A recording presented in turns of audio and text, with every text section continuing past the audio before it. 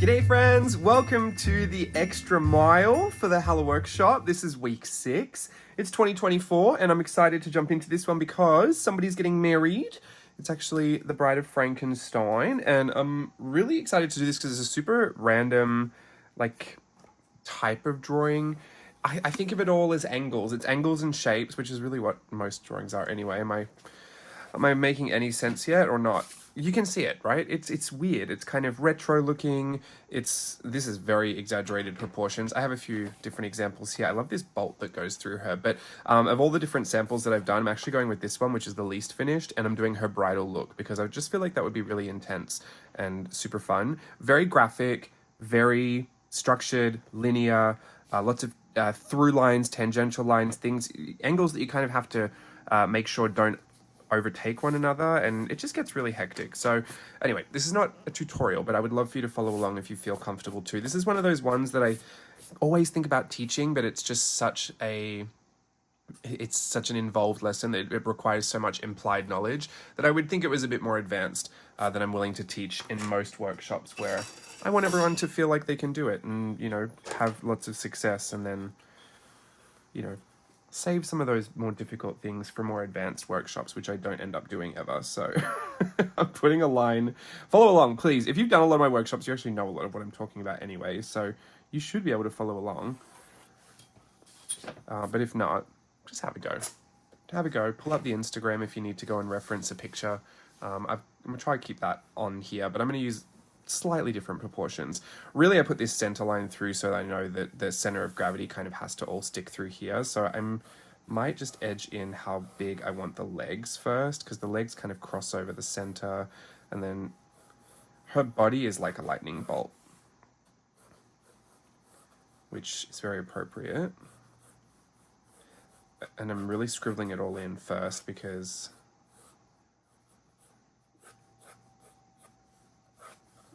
I want to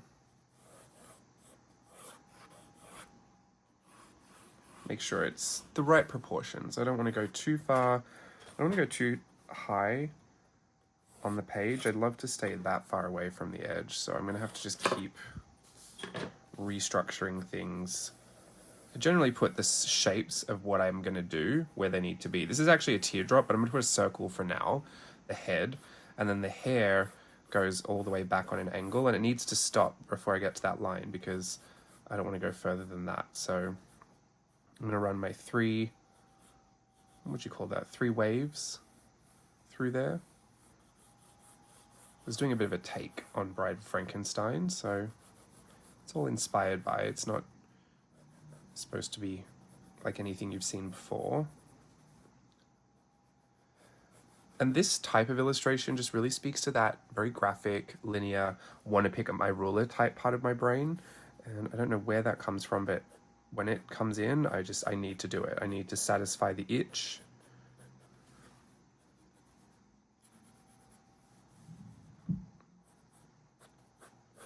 So I'd love it if that angle here came straight down.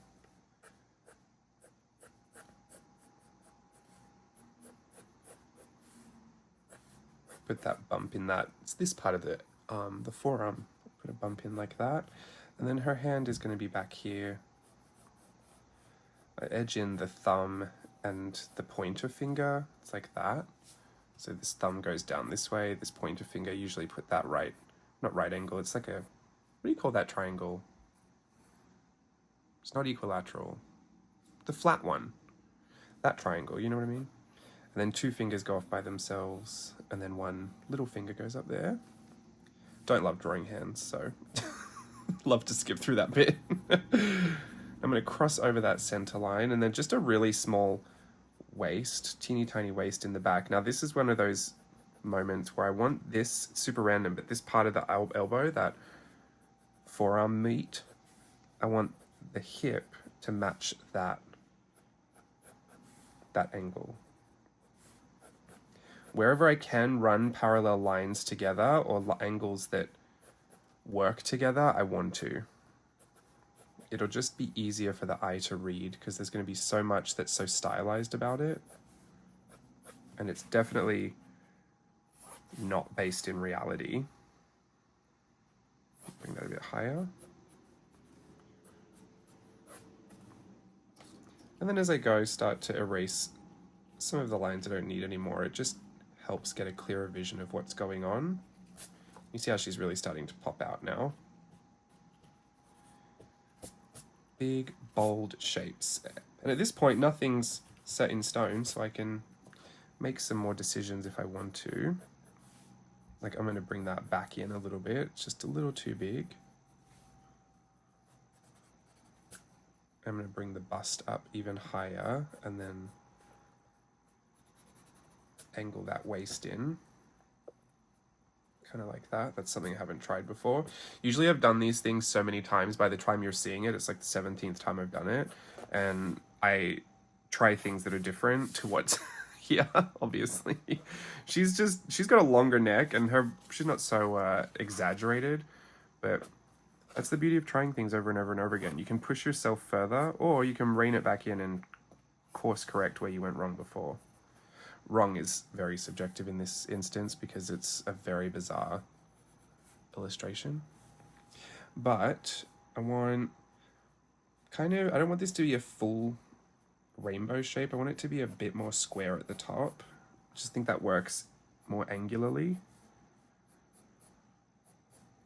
But it does have to trail off further at the back than the front. I don't know why I'm picking up that other eraser. I've got one right here. This is just a Ticonderoga type number 2 pencil. Very popular here in the States as a school pencil, apparently. I love it. Get a big box of them. Been using them for years. I have so many gorgeous pencils, but sometimes I get really drawn to the cheapest, fuss-free pencil.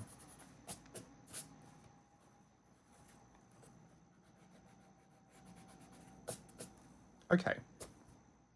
What now? I think I'm gonna just etch in all of the details because I don't want to, and do you know what? Her body seemed a lot more exaggerated when I first drew it. Like here you can see she's got more of that S curve in her body because her body comes down flat this way. And I didn't draw these center lines when I did these, so they're a little bit more exaggerated. I think because I had the center line, I unintentionally ended up working with it. It's fine. Actually, it kind of highlights her head, so that's good.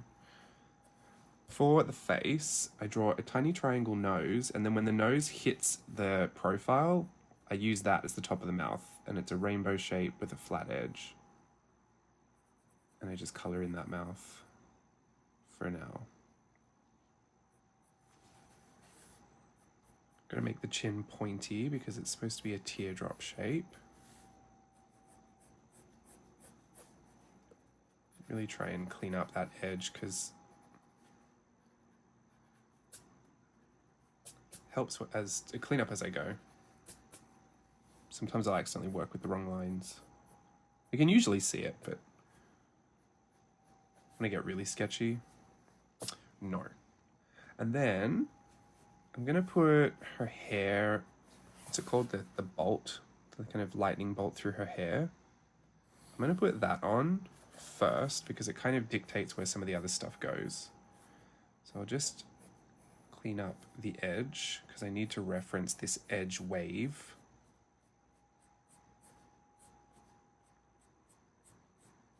I'm gonna use my ruler and from the point, no, I'm gonna put the eye on here. I'm gonna etch the eye in. I want it to go flat. So this should be horizontal with the page. And it's like the Nike swoosh, and the bottom edge of that eye should be the same angle as the bottom of the hair. So if you ran all these lines across from each other, you would see it's the same angle. This is actually slightly under. I mean, don't get a protractor out or anything, a compass.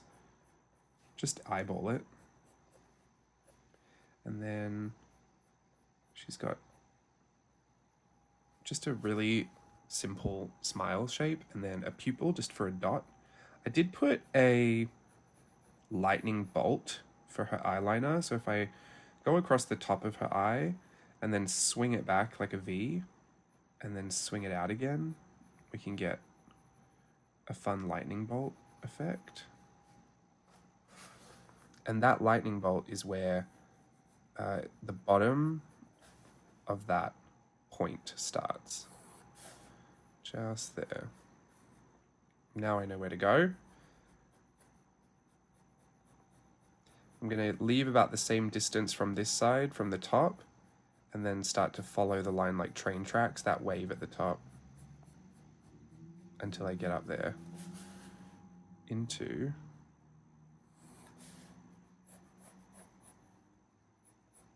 the point. So that's the white portion of the hair. I've done a really bizarre hairline on this just because you don't always have to treat hair like hair. I've done loops. I think I was inspired by the Drop Dead Diva lesson where the blood drips go in loops. I was so devo when I was writing something out. I think it was in Instagram. I was putting my post together and it auto-corrected because I had made a spelling mistake, and instead of Drop Dead Diva, it said Drip Dead Diva, which makes so much sense considering it's blood drips, and I was devastated because I was like, that is so much of a better name than what I came up with. And as it were, I was already struggling with the name of that lesson. Sometimes I'll just start the lesson. I know I've got the idea and what I want to do, but I don't have a name for the lesson. I like to alliterate my titles, and it's just stupid, but it's good fun for me. Like, I don't have a name for this one yet. It's probably going to be like Frankenstein's Bride's Wedding. But I'll come up with one. Some are better than others, but I usually like to alliterate, or I like to be a pun. Something fun and festive and that teams with the theme. However, that one came after the fact, and I did end up going and putting it in my journal. I just rewrote it as Drip Dead Diva. Can't win them all. Okay, that's great. That's what I wanted. That's her head. I love it because it also looks like it's a mask that it's kind of snatching off her face. But for this, I'm gonna slightly angle that off because I want to cut in to the bottom there. I don't want like that little dip. I want it to be super angular.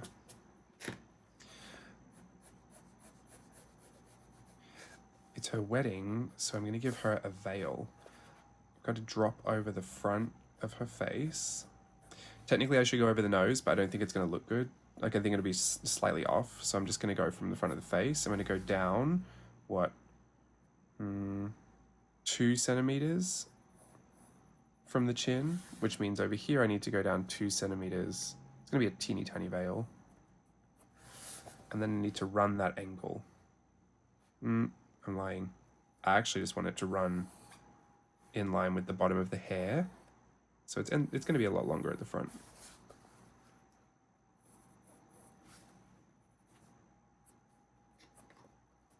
And now I need to run it's like an S-wave curve. You can also do it by adding these little dashes that are the same distance apart from each other, which I've already screwed up. That's not the same distance. I guess I could, how long is this line? Do you know what I'm going to do?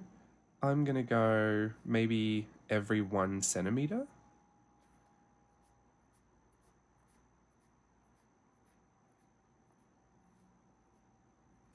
There we go. And that way,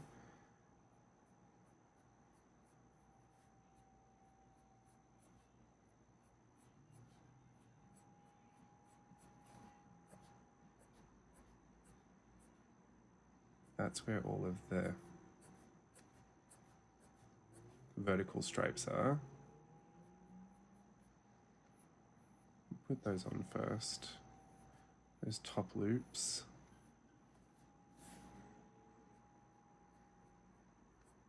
And now I need to connect them.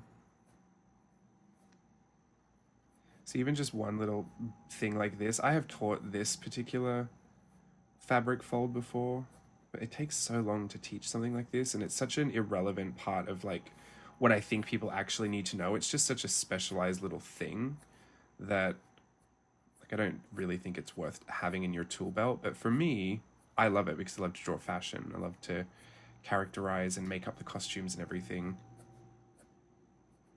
So it's definitely worth it to me, but I don't think it's worth it for everybody.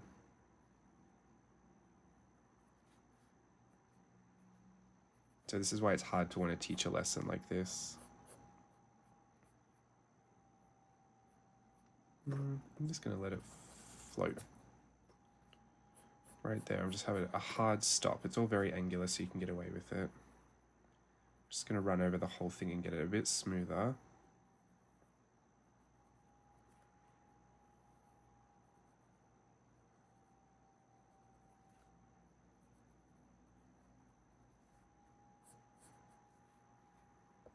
Great.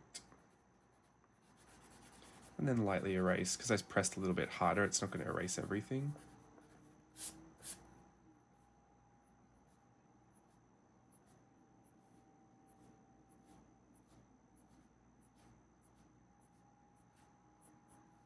I want these to be straight. Why are they not straight? There we go. I just went to a wedding. I was just in Italy for a wedding. I don't know if you saw my Instagram stories and the adventure that we had out there. Steve's desperate to go live streaming and talk all about it, and it's so funny because for someone who keeps suggesting it, he never seems to be around. So go on Instagram and harass him, please. No, don't leave him. But if you do end up seeing him, give him a really hard time. Because he's the one that keeps bringing it up. I wasn't planning on going live, and then he kept saying it, and I was like, all right, well, I'll go live with you. I'll wait. Be great. We'd get to chat with everyone and catch up. And I do really like live streaming as much as I don't make it a priority. But this time of the year is the busiest. It's coming up to his birthday as well. When I'm filming this, it will already have been his birthday by the time you're seeing it. And I was like, why are you asking to do all of this stuff at the busiest time of your life? All right, I'm giving her just this gorgeous kind of, I'm not sure, it's like a lily, like fluted opening at the top of her dress. I just love how dramatic that looks.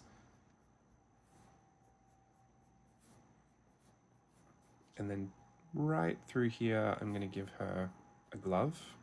The reason I would do it there is because it's just not in the way of anything else. This is what I mean about like some of the creative decisions you make in this particular style really just have to do with making sure your lines aren't crossing somewhere, or making sure you're not making something accidentally be too close to something else. So some of your decisions get made for you. Like I would never put the glove right there because it just gets too confusing with the back of the hip. Even if that was the length of the glove that I had to draw, I'd probably just change the body positioning so that the hip didn't fall there then. But I don't have to draw anything, so it's all pretty open for me. All right, she has another hand down here as well that kind of just pops out. And she's holding a bolt that's supposed to be like her bouquet. I need to put the... Do I want to have it right here?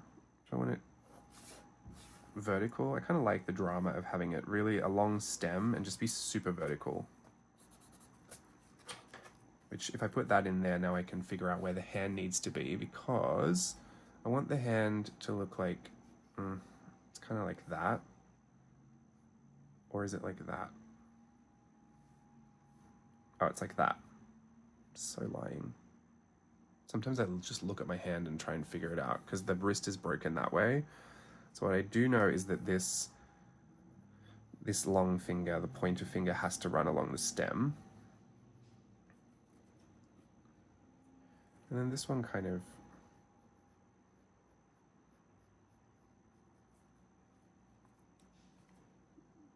Yeah, I'll leave it like that.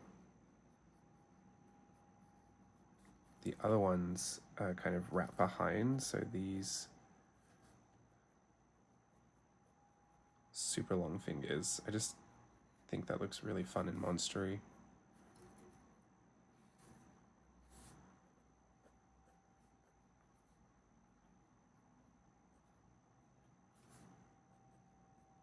But I already don't really love drawing hands, so to draw them super big is just an extra amount of drama that highlights how much I don't love to draw them. And I'd always like to have that pinky finger kind of off like that, but it might be better just to have it down this time. There we go. Let's call that a day. And then the wrist is broken up that way, which she's got super angular, straight arms anyway. Great. I'll call that good. And I want the bolt to be right here. So that'll be the size of the top, and then this will be the part that screws in. I don't really know what bolts are or what they look like, but this is what they are to me. This could not be a bolt at all. I don't know. I never learned any of those things. I didn't have to. I was dancing. I mean, I did design and technology at school, but I was just more there for the textiles.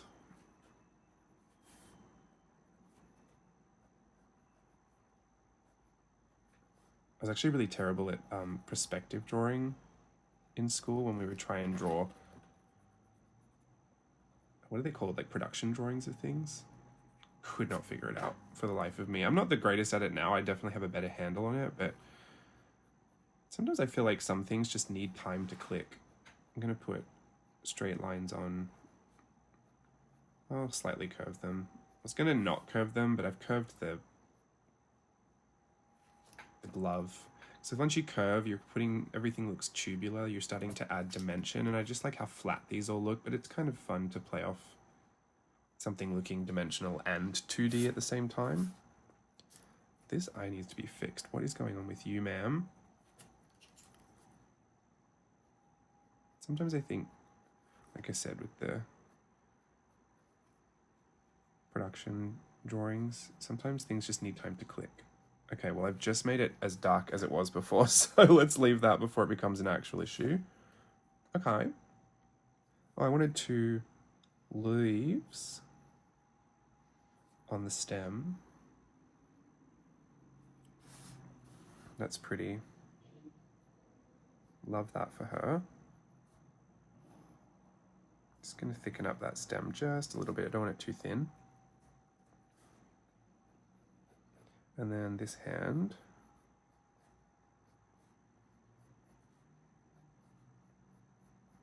Doesn't matter if the hands are kind of different sizes, because that one's in the back, so it could be a little smaller to look at.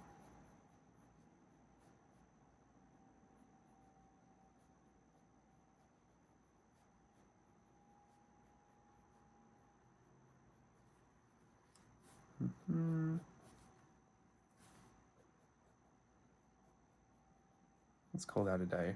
I actually just did a photo shoot with Steve. When did I do that? Was it last night? It feels like a million years ago. We did a photo shoot. Steve works with an influencer. His name's Greaser Boy Joey. Really fun. He does lots of greaser stuff and has a really fun social media on Instagram and TikTok. I believe TikTok's his main platform. I'm not quite sure. But they've been working together for years. And he was doing like a bunch of greaser Halloween looks. I think we did one that was just kind of a regular Halloween look. It was the David, which is very appropriate because we just got back from Italy and we saw it, so we knew the pose. No, but we did his makeup for it, which I'm petrified because I don't want any of the makeup girls on his Instagram to be like, who is the makeup artist and why did they use expired products and why is all of it so ugly? Because I'm not a real makeup artist. I was just playing. I just pretended his face was an art journal. I just drew all over it. But it turned out good. I liked it. It was fun. It really reminded me of when my sister and I used to do our Halloween photo shoots. That is really it. I mean, I'm just going to clean it up. I'm probably going to just shade it in grayscale, probably. Do some gradients here and there. But I'm going to take away all of the excess graphite and then just do a nice clean version. I'm feeling really pencil-y today, so... I mean, I could do a brush pen with ink. No, that seems way too much. My mood is so simple today. You can probably hear it. I'm so mellow. But yeah, I don't want them to come for me and my expired makeup and my ugly, cheap brushes because they work for me. Also, I wasn't even supposed to be there, so Steve was supposed to do it. So really it just all worked out. But it was really fun. It was really good. I love how it turned out. But he also did, so we did the David, which wasn't much greaser, but then he had another one that was a greaser boy fox, like a, you know, the Red Riding Hood type fox. And then, no, wolf. What am I talking about? Fox. And then, it's because I just watched Wild Robot and it has a fox. Is he a fox? I don't know. No idea. I need to get my life together. What are we doing? All right, I'm cleaning it all up now. This is where a ruler comes in really handy. And the last one was Frankenstein. That's all I wanted to say. That's why I think this stripe was on my mind, because I had to put the white stripes in his hair. And I thought it looked really effective. And here I am doing it. The end.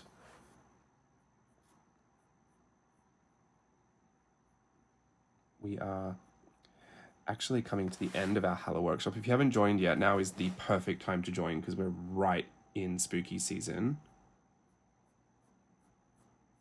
And I believe most of the lessons are very finisher friendly and kind of designed for you to finish as the lesson goes along. Most of them. Some you might be working after the video finishes, but a lot of the time you can finish as I finish. And there's definitely still enough time to join and get all that content done. But it also finishes next Wednesday. Like next Wednesday is the last piece of content that goes up. So you have, I mean, days after that until it's actually Halloween. So if you would love to join, I'd love to see you. And if not, that is great. I'm going to keep the Halloworkshop available for as long as I feel like it should be available. I'm not sure if I'll like take it away and then bring it back next year and add to it, or just do a different version. I really liked the way that this workshop's gone. It's not as successful as some of my other workshops by analytics standards, but I always try to keep in mind that, you know, there's a business element to what I do for sure, but there's also a creative element, and there's also an element of, you know, not every single thing has to be a bigger and better number than before. Sometimes you can switch lanes for a different purpose. And, you know, my whole drive with what I do personally in all of this, obviously there's a business component, but for myself is to keep it really sustainable and make it have really good longevity. And sometimes I can't deliver a virtual voyage, just like I can't just pull it out of my hat. And so I don't want to do something that technically would be business-wise a better decision, when realistically I need a different format for the different period that I'm in right now and what I can actually, you know, manage and accomplish. And I needed something that I could take a lot slower. I needed something that I could do, you know, week over week.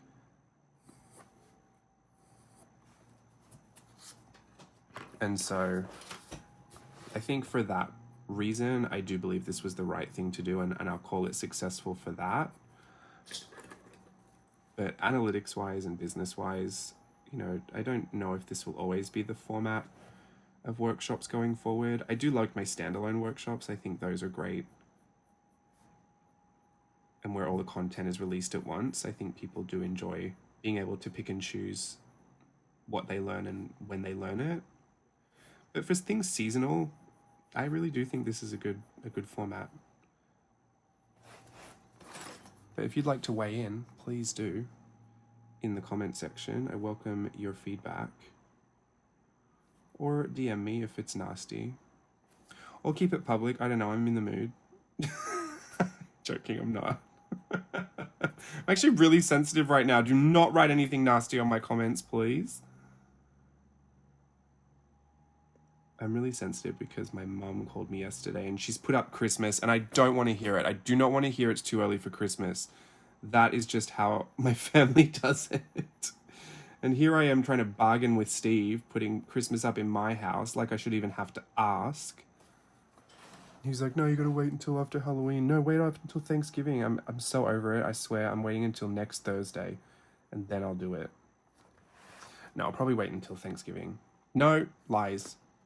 Halloween. Or he said the Day of the Dead. I'm not sure. Why does he get to choose anyway? Why can't I choose? Like, who made him in charge of when Halloween goes away and Christmas comes up? I've already started getting Christmas ads. Anyway, my mum's little festive tour she decided to take me on yesterday on FaceTime made me so unbelievably homesick, which I already was. That made me super sensitive because I was like, I just want to go home. Just want to visit. And there's a lot going on. There's always a lot going on, but I feel like I really should be home soon. I might try and go at the start of next year, really. Early 2025. My sister sent me a picture of Sophia the other day, and she's I don't know, that, you know when they have that one growth spurt that takes them right out of being a baby? It's like she's gone. She's not a baby anymore. She's a toddler. And that really threw me for a loop, because I thought I'd still see her when she was a baby. Here I am, over in America, not seeing her. I'm really glad, though, that they keep me in the loop.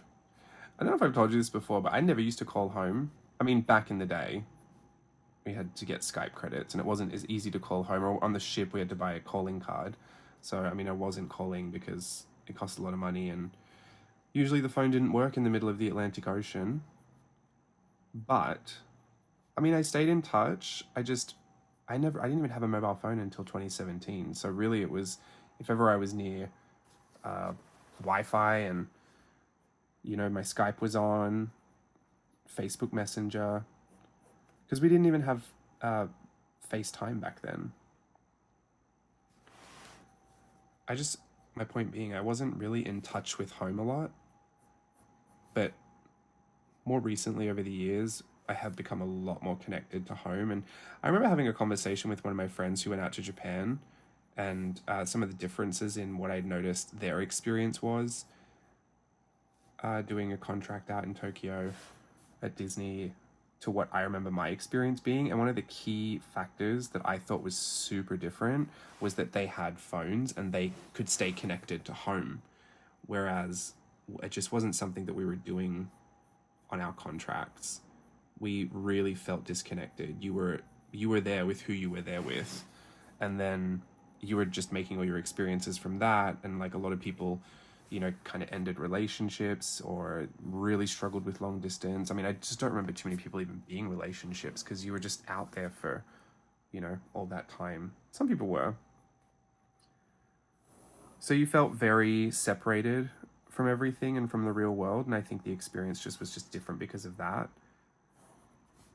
But that when I noticed is that, you know, everywhere I saw them, they were on their phone, and they weren't going to all of the social places that we would go to and having the same, they weren't going as frequently. Like, they would still go, and, you know, nothing was super, super different, but I was like, oh no, we would go there after work every single day, or we'd go here and, you know, at least twice a week. And they'll be like, oh yeah, just every now and again. And I thought, oh, it's because you guys you're connected. Oh, cat food going. You're going home to Skype with your friend or to FaceTime with your family, or, you know, some people were really missing their family a lot more than I remember. I mean, maybe that's really sad. Maybe it was just me. I definitely missed my family. I don't know. You get my point. There wasn't the same disconnect that we felt, and I believe that did kind of change the culture of what I thought people were experiencing on that contract, because we generally kind of said, you know, it's the same experience for most of us. Putting little nails on here. I know it's a glove, but she can have little nails on top of the glove. Just like that to be a little pointier. We would generally tell people like, oh, you're going to experience this when you go out there, and you're going to love it, and it's going to be this, but, you know, you'll really miss your family, so make sure you, I don't know, take stuff from home. And yeah, nowadays I just think it's a little bit different. I'd love to go back and experience it again, just to know in what ways I think the differences improved the experience. Because in my mind, not much could be improved. The only thing that could be improved is my willingness to go and do more things. Sometimes I swear, I mean, I left home when I was 18 to go over there, and I did my first and many subsequent grocery trips like I was a single mom with 5 children, and I was on a budget as if I were that as well. And it just really shaped the experience I had the first time I was there, because people would go and do things and I was like, no, I can't, I gotta save money, I gotta save money. I was 18 years old and I'm like, I get it. I mean, there was virtue to it, of course, but I really could have just eased up. So I always thought, you know, when I go back, I'm going to go and do all the things I told myself I couldn't do. And I did, but even looking back at it now, I'm like, no, more. You could have done more. There should have been so much more. Even now, it looks like I held back. But also, we had the earthquake and the tsunami, so I was really going through a lot. Maybe I did more things. I was just too drunk to remember them. I don't know.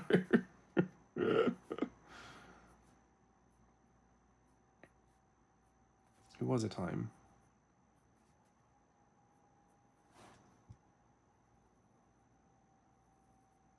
This is so calming to me, cleaning up drawings. When it is. When it's not, oof, it's the worst thing in the world. And all my lines get shaky and I start getting very frustrated. I'm going to pretend I know what I want to do with those fingers in the back and just do that, because who knows what's going on back there. Doesn't need to make sense.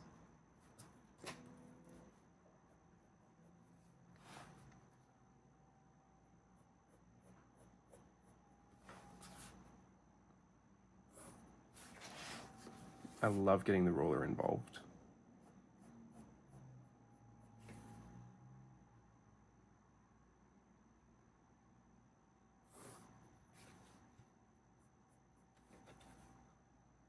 It's the thicker pencil for this since it's the base. Also for drawings like this, you can see how much I've swiveled my book around. It's really hard to teach a lesson where I have to lazy Susan my book so much. Sorry, Susans. Don't know how you got stuck with being branded the lazy ones. Okay. She looks absolutely gorgina, ready for her wedding. Do I now do some gradients? I think I do. However, I'm just going to put this in speed because I feel like I'm just going to chat your ear off. Do you want that though? You might want it. I feel like if you stuck around for this long, you might want it. Let's chat. Please leave now if you don't want to watch the gradients and chat. Not even gradients, but I'm just going to be coloring in, and it's literally going at this pace, so you're going to hate it if you didn't want to stick around for this. Anyway. My sister and I did these photo shoots every year. I think we did a Halloween one and a Christmas one. Couldn't tell you when it started. We've always been playing America's Next Top Model. And they actually popped up in my time hop. It's the one reason really I keep Facebook around, because it has so many of my memories in it. And I just can't bear to part with it, even though I don't really use it anymore. But that popped up in my time hop, and then we were doing the photo shoot with Joey. And I was just getting really, really sensitive and emotional, because I was just thinking, like, that it feels like it was yesterday, but also this is telling me it's 15 years ago. And how could that be? And it doesn't compute sometimes that the girl that's sending me pictures of my nieces and nephews is that girl there in the picture that I put into hair and makeup and forced her to do a photo shoot she didn't want to do. It was... I mean, she didn't not want to do it. Originally in the beginning, she hated it. I always wanted a little sister because she was going to be my little Barbie doll. Real life Barbie doll, but I got the biggest tomboy who hated wearing clothes, hated having her hair done, hated wearing makeup, all of it. And so eventually she knew it was the only way to really play with me was if she just obliged. And so she did. She's a very good girl. But what's even funnier is the pictures she sends me of her 2 daughters. They are primped and preened, beautiful hair, put together. I mean, sometimes they look absolutely feral, but like Savannah goes to ballet class. She's got her little pink tights on. She's got her ballet skirt on. Does not do it properly, I have to say. She is a menace in that ballet class, but it's so funny to watch. And they're just completely the opposite. I couldn't even imagine that this is the thing that my sister thinks of like the little bows, the little dresses, the skirts. They play dress-ups all the time. I'm like, Siobhan, this was not you. You never did this. You got so mad when I would make you do this, and now you're making your daughters do it and they love it. So genes are a funny thing. But I think that just really compounded how homesick I felt.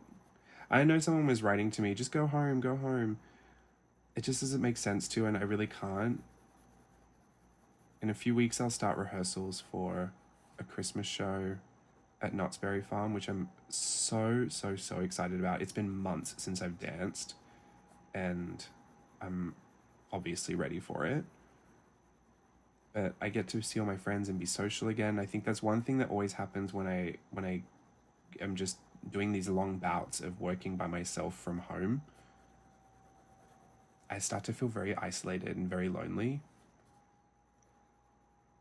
And especially after I spent like the whole year performing non-stop and sometimes being in a couple of shows at once, like I've had all the fill of socializing I could ever want and that I've missed for so long.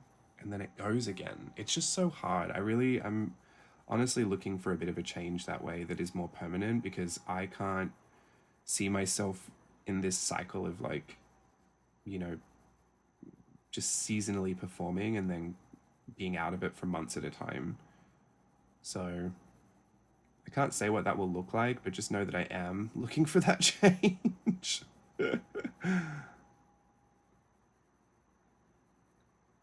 And as far as the things I still want to do at jlbCREATIVE, there's so many things I want to do, but then I get caught up in all of these weird time management problems that I've not really had before in the past. I've been saying yes to a lot of things behind the scenes that I haven't shared yet, and I think that's kind of taking away a lot of the time that I used to reserve for myself. But also Steve has had me helping him with his photography a lot more, and that, I mean, literally yesterday, I was there from, I think we left the house maybe at 12:30, 1 o'clock, which gives me the morning. I can definitely use the morning, but we didn't finish until 2 a.m. Or 1:30 a.m. And then so you wake up kind of late because you're exhausted by that point. So you lose this morning. And then this morning I had filming and work to do, but I have another project that I want to do for Christmas, but it has to be done before Christmas, so the work that I do in it can be shown at Christmas.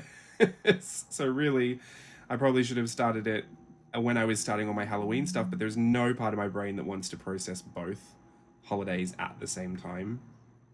It just feels impossible. And so I think a lot of people either pick Christmas or Halloween. I mean, that's not true. I think a lot of people do both, but it's hard. It's hard to balance both if you're going to make products or anything. The product I want to make is nothing too crazy. Like, I can definitely manage it, but it's just another thing on my list of things, and then other things came up more recently. And then when I do get a chance to socialize, I don't want to say no to it, because who knows the next time I'll be able to do it. But then you kind of give another day away there. And I try not to feel guilty about it, because I think it's important for me to spend time with human beings and, you know, make sure I'm not always sat at the desk working. But it's also, I have lots of responsibilities with my business that I have to maintain. I think mix all of that in with feeling homesick and missing dancing. It's just been an interesting time, but I'm trying not to get too much into all of that. I don't want to make this depressing or anything, but that is where I'm at.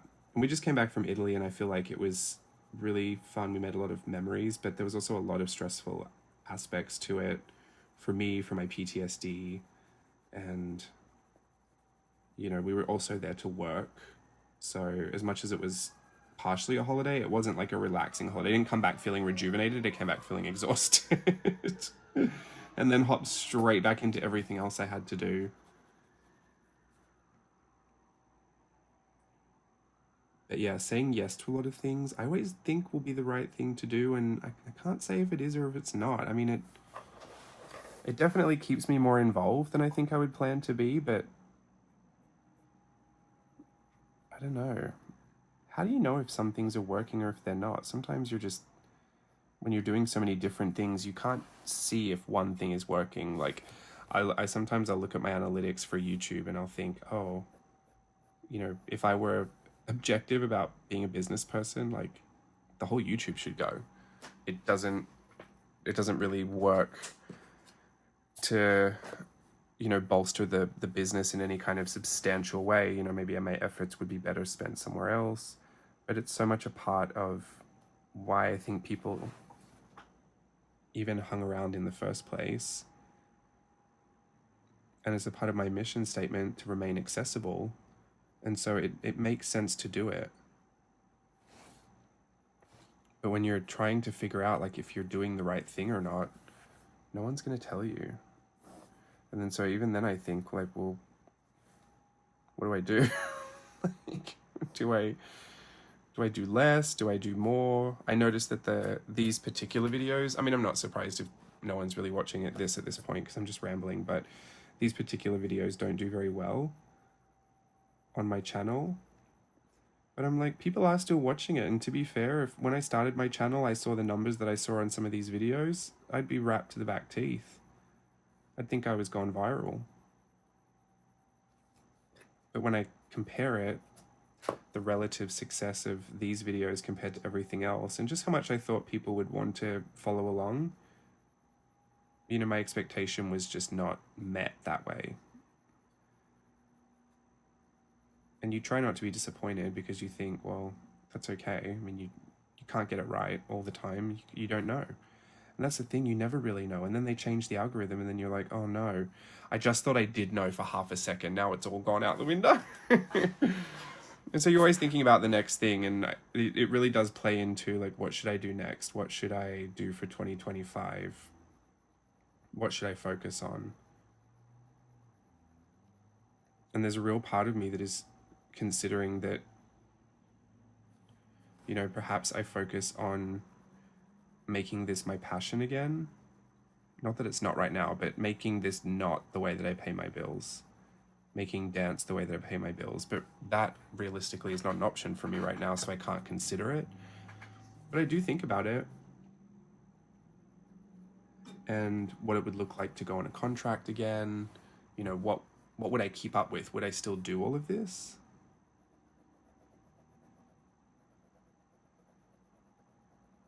How much could you do? Like if I went back to cruise ships, could I even continue to do my collage club? I don't know. I can't bring a scanner on the ship. I mean, maybe I could. Maybe there's a portable one I could bring, but also uploading that amount of content on a ship Wi-Fi would cost me more money than I would make. So there's all these factors, and I'm such a processor that I will think through the whole thing, even if it's not even likely to happen. And I think it exhausts my brain. Sometimes I wonder if people's brains are going as hectic as mine are going. Like, it just can't turn it off sometimes. I think I want to do stripes on her body. Funnily enough, not on her gloves or her dress. I want her body to be striped. Just because her hair is striped.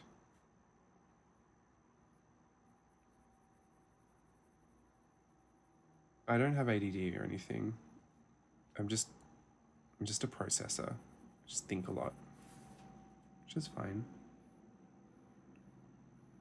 I can just exhaust myself too much. I've been having terrible sleeps too, and tons of nightmares about Italy. Last night I had a dream that we took Oliver to Italy for some reason, our cat, which why on earth would we do that? And that he was loving Italy and running around and going to all the cafes and eating everything from underneath the tables. And then he just wouldn't come home. There was a storm. He didn't come back to the villa. I was screaming. We're about to leave. Like, we had to leave Italy and go home. And there was just no Oliver to be found anywhere.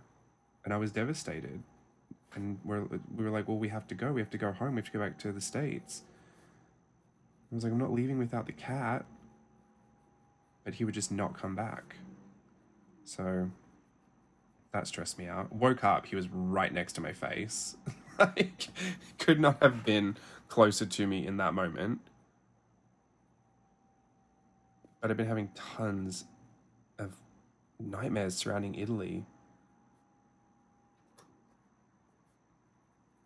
which makes it sound like the whole trip was bad. It wasn't. There was just some experiences that I was like, oh yeah, I forgot. Like, this is what travel can be sometimes. You might have seen that our flight from JFK to Milan was cancelled. So and that was on the way to the wedding, so you can just imagine how that set us up to be. Stuff like that. It was just really stressful. But we did have some really good memories. That's why I want to go live, because stupid Steve keeps telling me to go live and then he's not here. But he's the one with all the stories that he wants to share. And he can share it in much better detail than I can, because I can't remember half the things we said we would talk about. I know we went to the Puccini Museum. What can I tell you about Puccini? Steve's the one that really cares about all that stuff. I used to go to Italy a lot on or maybe two of my cruise ships were Mediterranean. We ported in lots of places in Europe. One of them, the home port, was Rome. It was Civitavecchia, which they said was Rome, but to actually get to the Colosseum, you're probably on a train for about an hour, which seems pretty standard for anything in Italy, really. After my last experience, we were on public transport all the time. But we were staying in Tuscany out in a villa that was half an hour away from Lucca, the little town. I think that's it. I think that's bridal. I think it's glam. I love her. I'm going to call it a day here. Thank you so much for spending some lovely, quiet afternoon time with me. I hope you had a good time having a look at all of this. If you're in the Halloworkshop, you'll have scans available to look at and use as references if you want to follow along. That's probably where you're watching this from. And if not, I'll post some of this on Instagram, I'm sure, at some point. You can check out some of the close-up shots there. I'll join you next week. Don't forget, next week, the last week of Halloworkshop. If I'm joining you there, I'll see you there. And if not, I will see you around on YouTube. Hopefully you've been enjoying some of the extra content. Oh yeah, that was half my conversation. When I noticed that the Halloworkshop extra mile videos weren't doing well, my thought was, oh, I'll just post other things. That way people would be more interested. But even then I thought, well, it's actually all quite comparable. So maybe it's just my whole channel is not doing that well compared to what it has done before in the past. And then I start to think, well, what type of content should I do? And then you look at some of the most viewed content is some of the least amount of effort I've ever put into a video. So those types of thoughts make it really confusing to know what to do next. And I always settle on do what you want to do, because you're going to enjoy it the most, you're going to have the most fun, and at least that will translate and you can have fun with people. If I'm always chasing an algorithm, which I've never tried to do really, but if I'm always doing that or thinking about that, I'll end up anywhere, and that is not as sustainable. It's just focusing on what you like. So I always come back to that point and kind of take my own advice, but I have to say it is the only thing I can credit this longevity to, because I've seen many people come and go since I've started my art journaling career, and who knows if I'll have my time to go as well. But I'm not saying I am, or that I'm thinking about it, but you just never know. At least up until this point, I've remained very motivated and very excited to still share all of the things that I really like to share with you. Oh, I really like her curl. I feel like it would make no sense to have a curl on her, but I'm putting on it anyway. Putting it on. Oh, can I say one thing too? Now that it's probably 3 of you left. There is a phrase in America specifically, I've never heard it anywhere else, that drives me up the wall. I cannot tell you how unbelievably frustrated it makes me to hear it. Do you know what it is? Look it. I don't know where this came from. I had an ex that used to say it and it drove me nuts, because I thought, are you trying to do baby voice or something? Like, look it. Instead of saying look at it, people here just say look it. Look it. It makes me so angry. And I'm not saying I'm, a master with words and that I always, come across really eloquent or anything, and it's not even about that. I love some slang. I love some sayings as much as the next person. Please don't ever say look it to me. I will lose it. Not really. I managed to keep my cool about me, but I really hate it. It's been coming up a lot lately. And for some reason, whatever I just said kind of triggered me, reminded me of that. So that's it. That's my Bride of Frankenstein. Hopefully you've had a lovely time with me for about an hour today. I'll get around to finishing up all of my formatting and video editing for all this, and I'll see you when I see you next. Thanks. Bye.